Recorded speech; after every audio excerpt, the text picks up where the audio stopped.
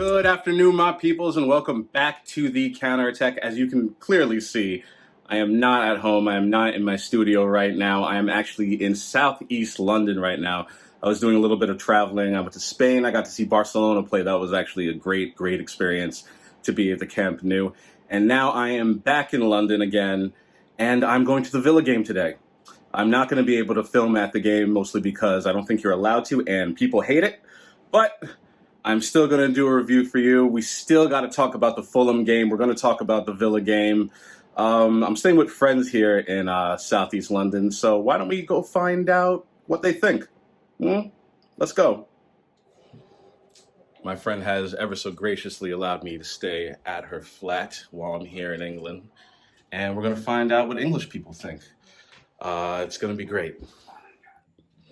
All right, so we're gonna find out what my guys think over here. Let's go to the first one over here. So, hey, what's up, man? So, who do you think is gonna win today? Arsenal or Aston Villa? Obviously Arsenal. Obviously Arsenal. Really? What score? Probably by 3. 3. Oh, so optimistic. I can't say I'm the same. What about you? Oh man, what do you think? Who's going to win today? Arsenal. Arsenal. There you go. What's the score? By 5. 5? Oh, look at them. They're so optimistic. The optimism of youth. I love it. I love to see it.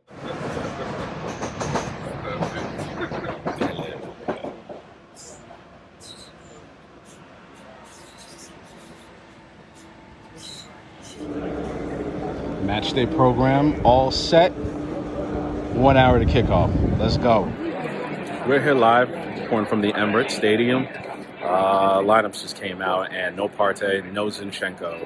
But other than that, all the same. Man, we can beat Villa. Absolutely.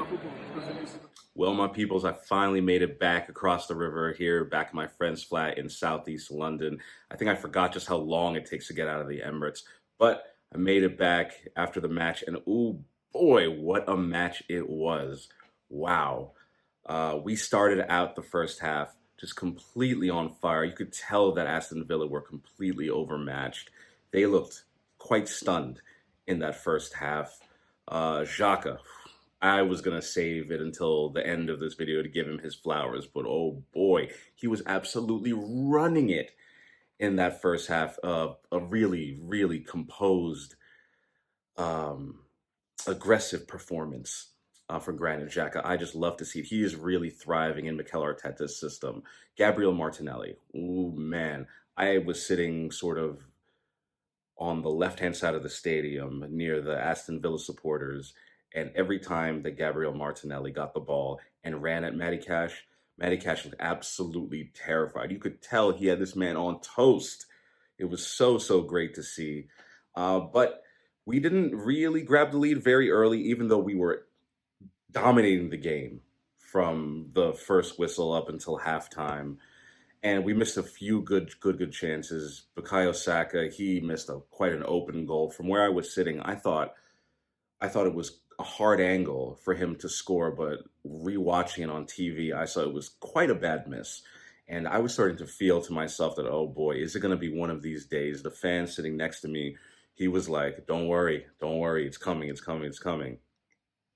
But as we got closer to halftime, I just got more and more worried. But, oof, the Arsenal delivers, and 1-0, here we come. We squared it into the box, and I think it took a little bit of a deflection. Martinez, for some odd reason, sort of deflects it, saves it, or parries it back into play. And Gabriel Jesus, he is a fox in the box. He slots it home. 1-0 to the Arsenal. Ooh, boy. I was going absolutely crazy with the people right next to me. I was hugging strange men.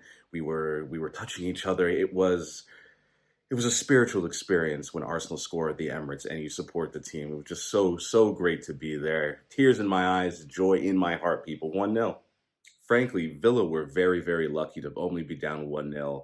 Martinez, their keeper, our former keeper, he was keeping them in the game. He made a few of some amazing stops. It's just kind of odd that I have to blame him for that first goal. He parried it right back into the path of Gabriel Jesus, and it was a simple tap-in. With Martinez, it seems that either he's pulling off absolutely amazing saves or he's parrying the ball right back into the middle. I think that's one of his big weaknesses. And we were fortunate to get 20 million for him from Villa.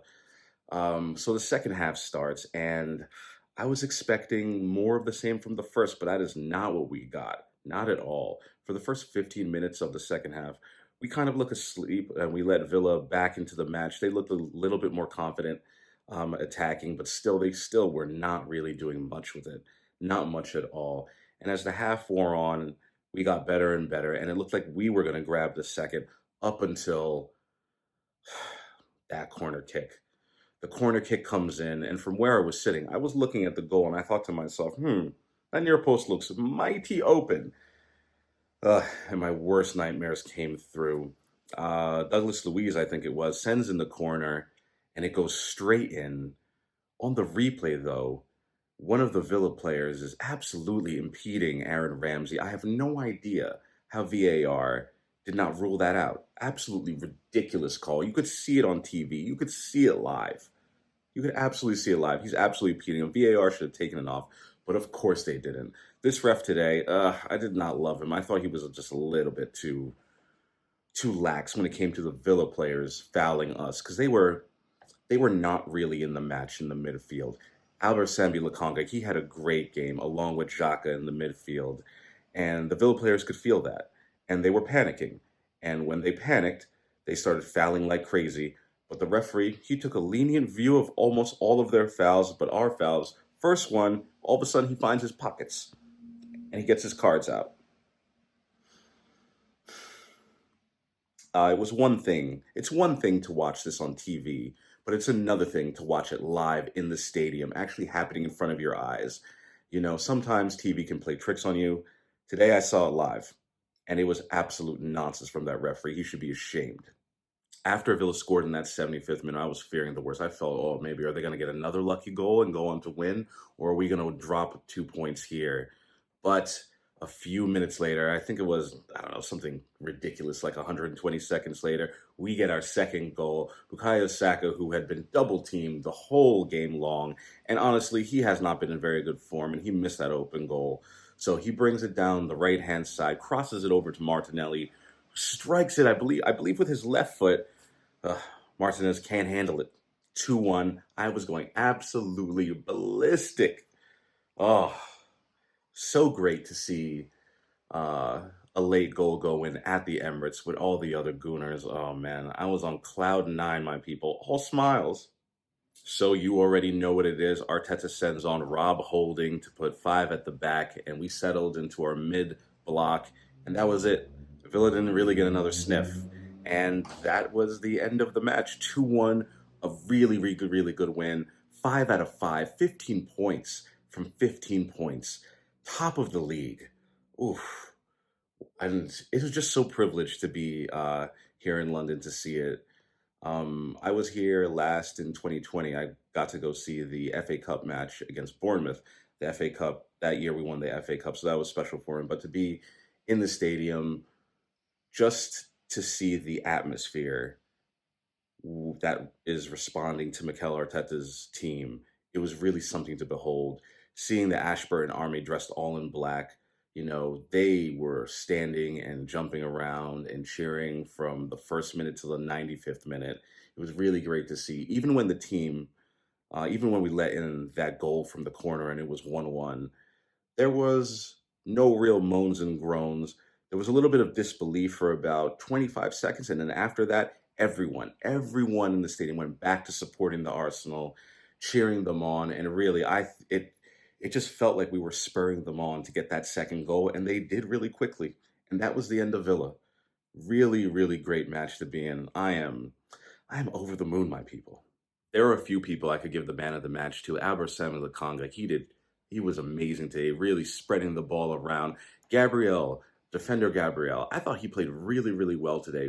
Being in the stadium, you can really see how we recycle the ball from side to side, find the open man, and push forward. And Gabriel Magalhaes was often, he was the catalyst for that.